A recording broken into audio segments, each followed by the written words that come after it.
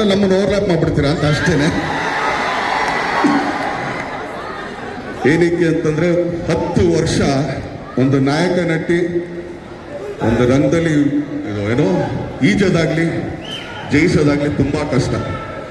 ಅಂದ್ರೆ ಕಷ್ಟ ಅಂತಂದ್ರೆ ಮೇಂಟೈನ್ ಮಾಡ್ಕೊಂಡು ಹೋಗ್ಬೇಕಲ್ಲ ಅಂತ.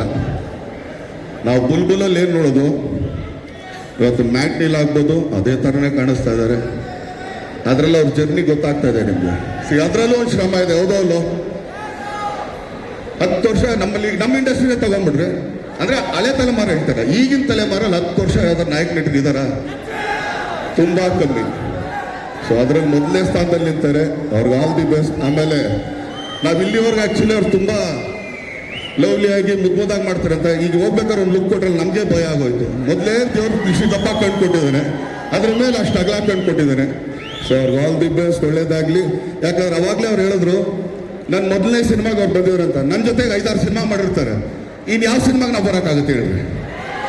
ಹೌದು ಅಲ್ಲೋ ಏನಪ್ಪೆ? ಸೊ ಇದು ಮೊದಲನೇ ಸಿನಿಮಾ ಅಂತ ಹೇಳ್ತಾರೆ. ಸೊ ಆದರೂ ಥ್ಯಾಂಕ್ ಯು ಮೇಡಮ್, ನಿಮ್ಮ ಮೊದಲನೇ ಸಿನಿಮಾಗೆ ನಮ್ಮನ್ನು ಕರೆದು ನಮ್ಗೆ ನಿಮ್ಮ ಫಾದರ್ ನಮ್ಮ ನಮಸ್ಕಾರ. Thank you.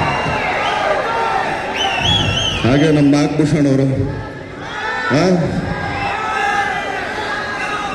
ಅವ್ರು ಇಂಜಿನಿಯರು, ಹಾಗೆ ತುಂಬ ಮುದ್ದಾಗಿ ಮಾತಾಡ್ತಾರೆ. ಅವ್ರು ಆ್ಯಕ್ಚುಲಿ ಅವ್ರು ಮಾತಾಡೋಷ್ಟೇ